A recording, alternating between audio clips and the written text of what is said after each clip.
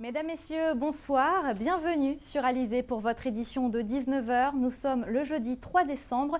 Voici les titres qui seront développés dans notre journal. Les sciences, dans toutes leurs formes, expliquées jusqu'à samedi à Jarry, aux plus grands comme aux plus petits. Le coup d'envoi du festival de Beuth-Iran a été donné ce matin à Sainte-Rose. Plus qu'une compétition, une véritable tradition. 13 candidats se sont affrontés aujourd'hui pour devenir le meilleur barman de Guadeloupe.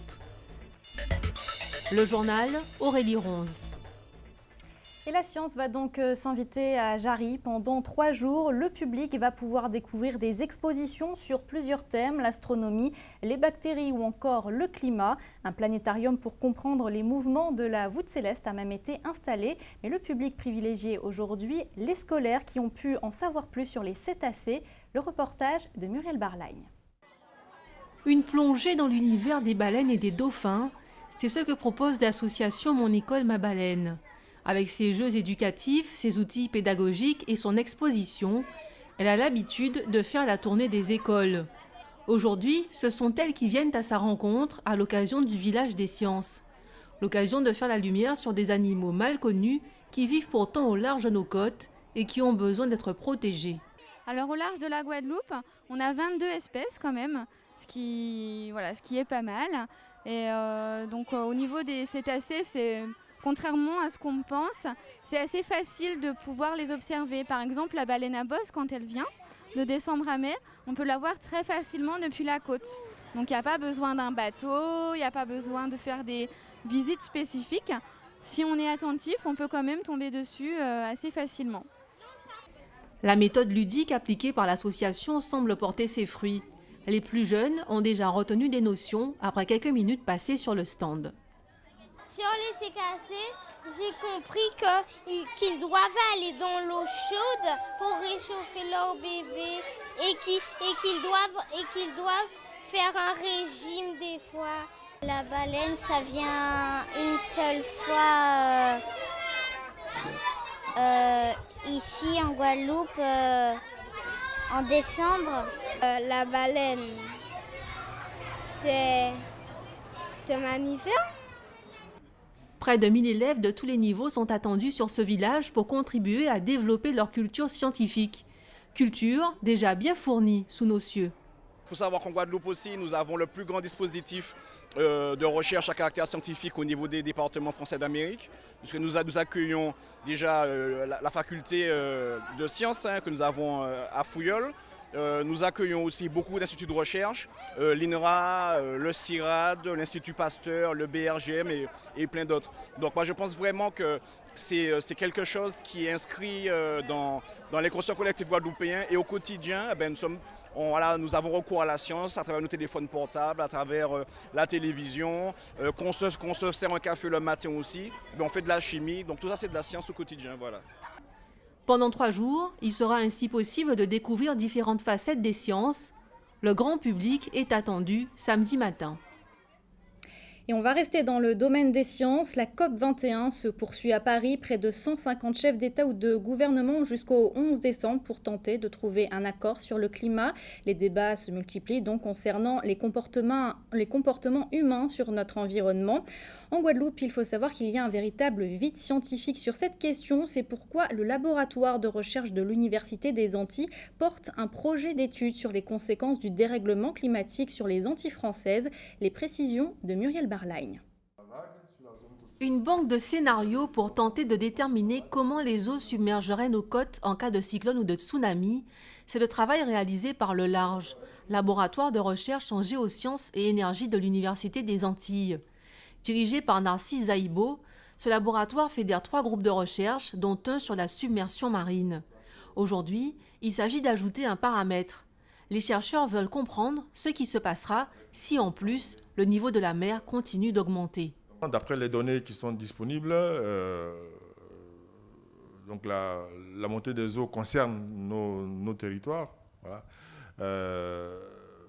Mais après, donc de combien exactement, on ne sait pas encore, mais effectivement, quand on regarde un peu l'évolution de ces éléments-là, donc quand on regarde un peu l'historique de nos zones côtières, donc les côtes sont progressivement donc, rongés par la montée de l'océan. Donc effectivement, nous sommes concernés par ces éléments-là. Voilà. Pour plancher sur la question, le large s'est associé à Météo France et au BRGM, Bureau de recherche géologique et minière. Ensemble, ils portent le projet intitulé le C3AF, conséquences du changement climatique sur les Antilles françaises. Chacun y développera un axe. Nous, on va étudier à l'université un peu la conséquence de la pluviométrie intense sur les cours d'eau et comment ça peut donc inonder un peu les territoires. Et bien évidemment, regarder toujours, donc, comme on est dans une région où on a une saison cyclonique, voilà, en contexte de montée des eaux, voilà, comment nos territoires donc, seraient impactés par le passage d'un cyclone et comment nos territoires seraient également impactés par l'avènement d'un tsunami dû à un séisme ou à un volcan. Pour l'instant, le C3AF postule pour un financement FEDER 2014-2020. S'il l'obtient, il permettra de combler un véritable vide scientifique quant aux conséquences réelles du réchauffement climatique sur notre environnement. Un mot de l'actualité sociale avec la suite du mouvement du groupement de défense sanitaire à l'abattoir départemental du Moule. Depuis mardi, celui-ci est bloqué. Les adhérents du groupement ont envoyé, on le rappelle, un courrier au ministère de l'Agriculture ainsi qu'au préfet de Guadeloupe, courrier dans lequel ils demandent des mesures d'urgence pour régler les mauvaises conditions sanitaires. Ils sont reçus d'ailleurs au moment où je vous parle en préfecture à Basse-Terre. Je vous propose à présent d'évoquer un large domaine, la parentalité. Un séminaire sur ce thème se déroulera demain au Palais des Sports du Gosier. Et pour en parler ce soir, notre invitée Amélie Blément. Bonsoir. Bonsoir. Alors vous êtes assistante sociale au sein du CCAS du Gosier, le CCAS Exactement. Qui est donc à l'origine de ce séminaire. Un séminaire intitulé « L'imparentalité dans la modernité ». Alors on a cherché dans le dictionnaire pour savoir ce que signifiait le mot imparentalité et on n'a pas trouvé. Ça veut dire quoi? Alors c'est vrai que donc, la notion d'imparentalité, donc, c'est un néologisme, donc c'est un mot que j'ai créé pour l'occasion. Donc en gros, l'imparentalité dans la modernité, c'est un peu la difficulté qu'on peut rencontrer actuellement en tant que parent à exercer sa fonction. Et dans la modernité, c'est-à-dire avec toutes ces mutations sociétales, surtout au niveau de la famille qu'on voit depuis ces dernières années, donc avec les familles recomposées, les familles monoparentales et maintenant les familles homoparentales, donc un peu cette confrontation avec le modèle traditionnel. Quel est l'objectif de ce séminaire? Donc l'objectif de ce séminaire, donc effectivement, donc je suis de formation assistante sociale, donc le matin, donc on a les professionnels, donc c'est adressé aux médico-sociaux, c'est vraiment déjà dresser un état des lieux des familles en Guadeloupe et par la suite de mener une réflexion sur les pratiques. Parce qu'en fait, on accueille tout type de public et en fait, il est important, en tant que professionnel du terrain, du social, de se former, de s'outiller et de savoir, en tout cas, connaître en tout cas les transitions.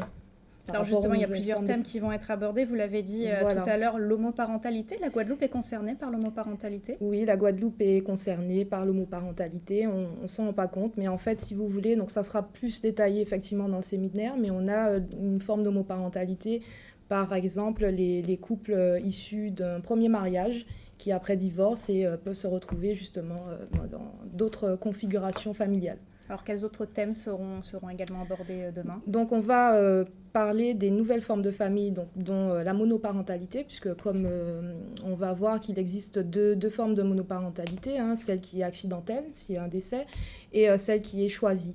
Voilà, quand il y a des divorces. Donc on va détailler, donc il y aura effectivement une approche historique, donc avec vraiment une spécificité Guadeloupe, la famille guadeloupéenne, et on va passer par une approche psychologique, juridique aussi, parce qu'on se rend compte qu'il y a une loi qui a été votée, mais en fait il y a des vides juridiques, même au niveau des formulaires, des CERFA. Donc du coup, on va passer par cette approche un peu juridique pour finir sur du psychologique, et après l'après-midi, un débat. Avec le public, avec le public, les intervenants et les professionnels qui seront là le matin. C'est la première fois que ce type de séminaire est organisé finalement en Guadeloupe? Je pense que sous cet angle-là, c'est la première fois. Je sais qu'il y a pas mal d'associations qui œuvrent autour de la parentalité, on les connaît. Et c'est vrai que sous cette forme-là, c'est un angle un peu différent, un peu novateur. Donc on verra. On rappelle les horaires justement demain au Palais des Sports du Gosier. Voilà, donc les horaires, donc pour les professionnels, les inscriptions sont bouclées, donc c'est 8h, 13h. Et pour le tout public, qu'on reçoit à partir de 14h pour un débat. Merci Amélie Blément d'avoir été ce soir sur le plateau d'Alizé pour évoquer donc ce séminaire L'imparentalité dans la modernité qui se déroulera donc demain au Palais des Sports du Gosier. Un tout autre sujet maintenant avec les premiers passagers du premier vol direct entre Boston et Pointe-à-Pitre qui sont arrivés il y a quelques minutes à l'aéroport Paul Caraïbes. Une première rotation proposée par la compagnie à bas coût Norwegian Airlines. La compagnie norvégienne propose également des vols à prix réduit entre New York et la Guadeloupe. Des vols qui devraient, on l'espère en tout cas, inciter les Américains à nous rendre encore plus visite. Et dès demain d'ailleurs, Alizé vous dévoilera les coulisses de ce vol inaugural. Alors pas besoin de prendre l'avion en tout cas pour savoir ce qu'il se passe dans notre grande région de la Caraïbe. Dans notre Minute Caraïbe ce soir, il est question du démantèlement de filières clandestines en Guyane, de Porto Rico qui évite le défaut de paiement et puis de l'Argentine qui critique le Japon concernant la chasse à la baleine. Voici notre tour d'horizon de l'actualité dans la Caraïbe.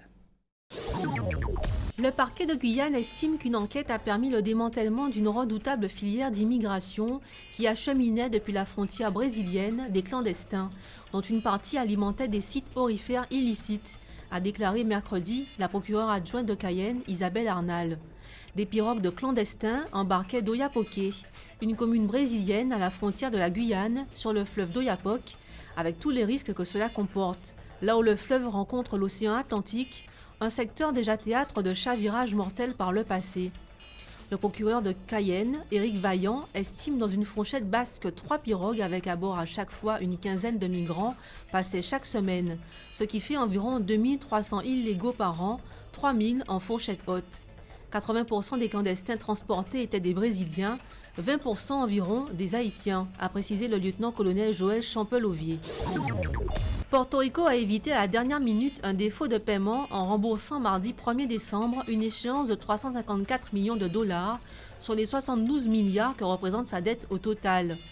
L'île ne dispose pas toutefois de la possibilité de restructurer sa dette en se plaçant sous un régime de faillite, à l'inverse des municipalités américaines. La crise économique a provoqué un véritable exil des entreprises installées sur l'île, ainsi que de ses habitants, dont 300 000 ont émigré sur la dernière décennie. Le gouverneur de Porto Rico a demandé au Congrès américain la possibilité de placer le pays en faillite et restructurer la dette pour éviter une situation catastrophique. Si les citoyens portoricains sont des ressortissants américains, l'île n'est pourtant pas considérée comme un des 50 États du pays. L'agence de notation Standard & Poor's a de son côté laissé inchangée la note CC en indiquant qu'elle estimait que les chances qu'elle puisse satisfaire au paiement à l'avenir ne sont pas bonnes. L'Argentine a exprimé mardi son opposition et son indignation à l'égard de la décision du Japon de reprendre la chasse à la baleine. Des navires baleiniers japonais ont quitté mardi un port de l'ouest du Japon pour rejoindre une flotte qui commencera une chasse à la baleine aux fins de recherche scientifiques. Une décision controversée marquant la première chasse à la baleine depuis l'interdiction de cette pratique par la Cour internationale de justice il y a un an.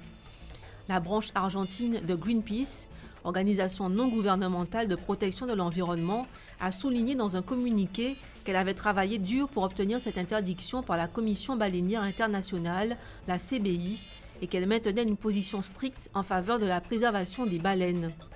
Lors de la dernière réunion de la CBI à Porto Rose en Slovénie en septembre 2014, nous avons obtenu 69% de votes en faveur de la création d'un sanctuaire des baleines dans l'Atlantique Sud. Nous étions proches d'obtenir les 75% requis pour l'approbation de cette mesure. Toutefois, le Japon a de nouveau recruté une dizaine de pays pour voter contre cette proposition, a ajouté le communiqué de Greenpeace, qui a appelé Tokyo à annuler ses opérations de chasse à la baleine. Retour en Guadeloupe avec ce festival traditionnel, le festival de bœufs tyrans. Le coup d'envoi a été donné aujourd'hui à Sainte-Rose. Jusqu'à samedi, les meilleurs taureaux des catégories minimes et cadets vont tenter de se distinguer. Et Richard Scottamar a suivi leur première foulée ce matin à Sainte-Rose. 1300 kg de roche sur 90 mètres en moins d'1 minute 50. C'est le meilleur score de la course de bœufs tyrans de ce matin. Le festival des bœufs tyrans a débuté cette année à Sainte-Rose, sur le site de Pointe-Allègre. Cette année encore, des compétiteurs venus de toutes les communes de la Guadeloupe sont venus participer à cette compétition un peu particulière. Ouverture à le festival, c'est pas une compétition festival sur 3 jours, et jeudi, vendredi et samedi. Demain, nous sommes à la Mantin et samedi, nous allons faire finale là à Zabim. Alors nous avons défini sur l'année, nous dans l'année compétition, à un festival là qui était mieux durant l'année 2015. Et c'est samedi nous que ça va exactement qui était mieux, plus fort en l'année 2015. Non, le festival là très sérieux l'année, ça passe tout cet âge là, il faut. On ne peut pas dire que ce jour-là, c'est à là, parce que c'est durant l'année, tout ça a arrêté, il y en a gagné l'autre, il y en a gagné l'autre, il n'y a pas jamais arrivé à départager. Alors nous voici 3 jours de suite là, c'est il y en a qui arrivé à départager parmi les 10 francs. Les bœufs tyrans font dorénavant partie intégrante du folklore guadeloupéen, après 20 ans d'acharnement des passionnés de cette discipline. Les bœufs tyrans sont en réalité des taureaux, utilisés pour l'attelage de la canne à sucre.